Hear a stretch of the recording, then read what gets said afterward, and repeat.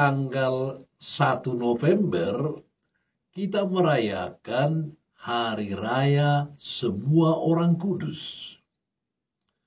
Para kudus yang pernah hidup di dunia ini kini telah berada di surga. Siang dan malam mereka berada di hadirat Tuhan untuk melayani dan menyembahnya bersama para malaikat. Lalu pada tanggal 2 November, gereja memperingati arwah semua orang beriman yang telah meninggal dunia. Kita sebagai gereja yang masih berziarah di dunia ini, menyatukan doa-doa bagi semua orang yang sedang menantikan keselamatannya di tempat penyucian. Mereka semua membutuhkan doa-doa kita, supaya Tuhan Allah memperkenankan mereka ikut bergabung dengan semua orang kudus di surga. Gereja memberi kita waktu khusus untuk mendoakan keselamatan semua orang beriman yang telah meninggal dunia, sekaligus menginisiafkan kita agar menjalani hidup ini dengan sikap berjaga, selalu sadar dan siap sedia menyongsong Tuhan sebagai pengantin kehidupan. Tanggal 2 November menjadi hari istimewa karena kita memiliki kesempatan untuk mendoakan keluarga, kerabat, sahabat kenalan, dan siapa yang pernah singgah dalam hidup kita yang sudah mendahului kita. Bahkan sebenarnya seluruh bulan November ditentukan gereja sebagai bulan yang dikhususkan untuk mengenang dan mendoakan mereka yang sudah mendahului kita. Kita percaya bahwa meskipun mereka sudah meninggal dunia, namun ikatan kasih mereka dengan kita tidak akan terputus. Ikatan kasih kita bersifat kekal karena kuasa dan kehendak Tuhan. Waktu istimewa yang disediakan gereja ini mengingatkan kita bahwa kematian tidak pernah memisahkan kita dengan semua orang beriman yang telah mendahului kita. Kematian adalah sebuah kepastian. Segala makhluk hidup di dunia akan mati. Tidak ada yang abadi. Di pihak lain, saat kematian adalah sesuatu yang tidak pasti. Kapan dan bagaimana datangnya saat kematian, tidak seorang pun yang tahu dengan pasti. Sehebat apapun ilmu kedokteran, ilmu itu hanya mendiagnosa, hanya menduga, tetapi tidak pernah memastikan pada detik, menit, hari, bulan, dan tahun keberapa seseorang itu akan menarik nafas terakhir. Kepastian kematian dan ketidakpastian saat kematian merupakan peringatan bagi kita agar senantiasa berjaga-jaga dalam menziarahi hidup ini. Ada sebuah ungkapan bijak orang Latin, hodie mihi cras tibi, yang artinya hari ini giliranku, esok giliranmu. Ungkapan sederhana namun bijak ini mengingatkan kita agar selalu waspada, bersiap-siap, dan berjaga-jaga. Kita tidak tahu persis kapan harinya kita dipanggil Tuhan. Hidup tidak berakhir pada kematian. Kematian hanyalah titian, jembatan penghubung menuju gerbang kehidupan abadi di surga.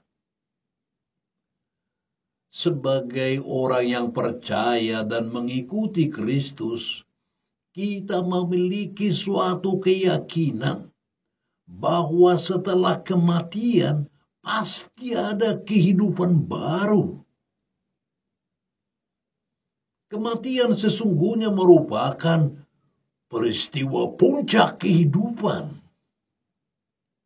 Hidup kita tidak lenyap, melainkan hanyalah diubah.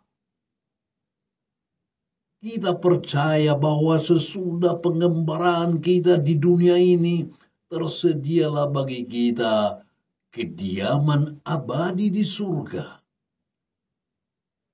Kematian bagi kita merupakan saat kita mempercayakan diri secara total kepada Kristus, lalu bangkit dan hidup bersama Dia dalam sebuah perjumpaan abadi. Inilah yang dinamakan harapan bagi kita sebagai umat Kristiani. Injil mengajak kita untuk selalu memperdalam iman kita kepada Tuhan yang mempunyai kehidupan.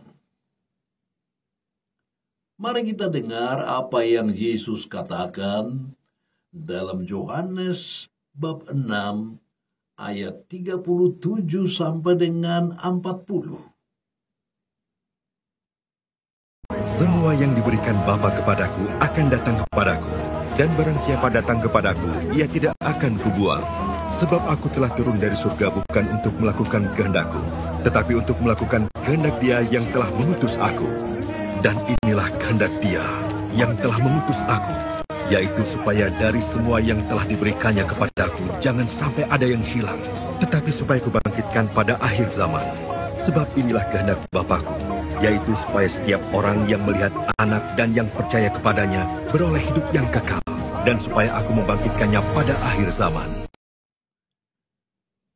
Dengan tegas, Yesus mengatakan, tidak akan membuang seorang pun yang diberikan Bapa dan datang kepadanya. Ini adalah belas kasih Tuhan, kerahiman Tuhan sendiri. Kemudian Yesus tadi melanjutkan, sebab aku telah turun dari surga, bukan untuk melakukan kehendak-Ku, tetapi untuk melakukan kehendak Dia yang telah mengutus aku. Dan inilah kehendak Dia yang telah mengutus aku, yaitu supaya dari semua yang telah diberikan kepadaku, jangan ada yang hilang, tetapi supaya kubangkitkan pada akhir zaman. Sebab inilah kehendak Bapa-Ku, yaitu supaya setiap orang yang melihat Anak dan yang percaya kepadanya beroleh hidup yang kekal, dan supaya aku membangkitkannya pada akhir zaman.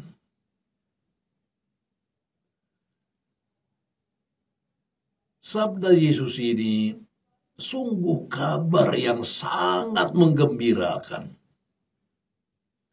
Jelas sekali bahwa Tuhan kita akan senantiasa memberi perhatian, bahkan hidupnya demi keselamatan kita.